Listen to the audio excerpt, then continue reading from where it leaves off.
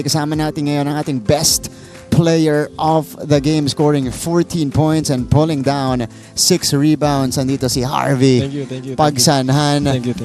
Okay, Harvey, first off, congratulations. Thank you. Okay, di ba? Kita nyo, pag dumating lang si Harvey, nanalo na yung EAC against San Beda. Harvey, una, masasabi mo sa panalong to. Ikaw ba, were you aware? Since you just arrived, this is your first season in the NCAA, aware ka ba na hindi pa nakakapanalo ang EAC kontra San Beda? Actually, every game namin kalaban San Beda, laging sinasabi ng mga coaches as motivation na namin na 37 years na nga daw na hindi na nanalo yung EAC sa San Beda. So yun, so every game may motivation kami na talunin talaga yung San Beda. Your thoughts naman ngayon, this is from a player's perspective na naglaro sa court kanina.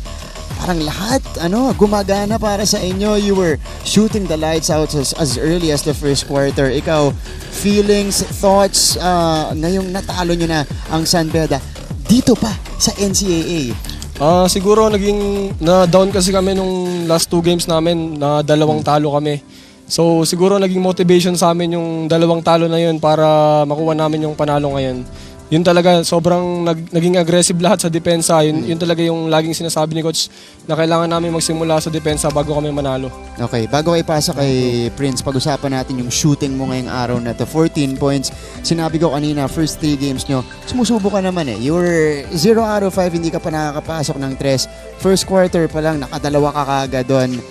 Describe mo sa amin yung preparasyon mo going into this game, your individual prep, at pati na rin yung team preparation nyo. Kaya gumana kayo ng ganito? Araw-araw naman akong nag-extra work sa shooting ko. Siguro nung mga last 3 games namin, mas open talaga yung attack ko, kaya mas pinipili ko mag-drive. And yun nga, si Coach Gerson, lagi niyang sinasabi sa amin na pag open kayo, tumira kayo. So kanina, daming open shots.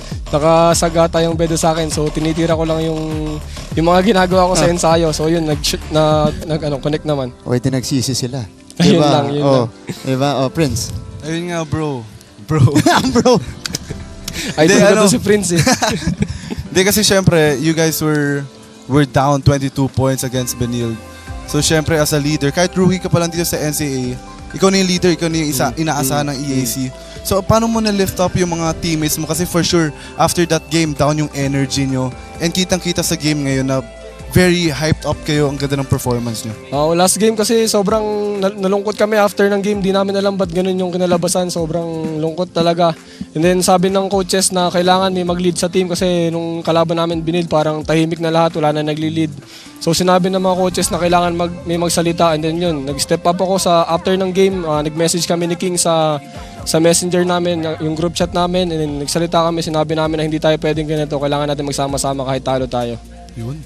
Harvey, meron ba sa moment kanina sa court na tinatanong nyo ba yung sarili nyo na, teka, wait lang, too good to be true ba to? Tutuloy lang natin. Meron ba kayong ganong moment kanina na papag-usapan? Actually, kanina, yung sa amin ni Kinal, kausap ko si Kinal kanina.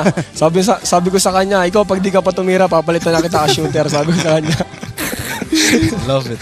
Nakashoot naman si Kinal. Yun nga, sabi niya sa akin nung nakashoot siya, hindi mo ko papalitan. Sabi Okay, pero Harvey, alam ko malaking bagay ito para sa team ninyo. Tinanong ko kanina si Coach Gerson kung ano ibig sabihin nito, gaano kalaki itong panalong to. Pero para sa'yo, as one of the leaders of this team, ito na ba yung magpo-propel sa inyo forward dito sa NCAA? Kumbaga, nahanap nyo na ba yung tamang timpla dito sa EAC?